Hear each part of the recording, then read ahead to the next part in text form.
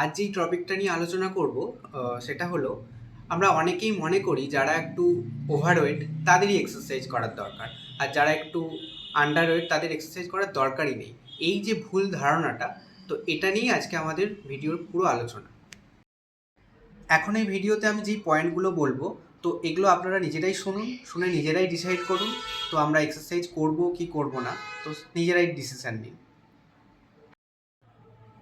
Exercise আমাদের শারীরিক ও মানসিক দুই দিকেরই সাহায্য করে।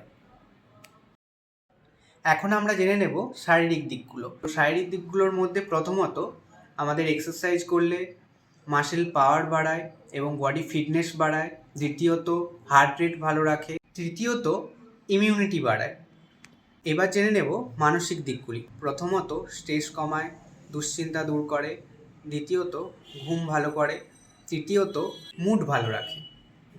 এবার আপনারাই ডিসাইড করুন এক্সারসাইজ করা উচিত না উচিত না।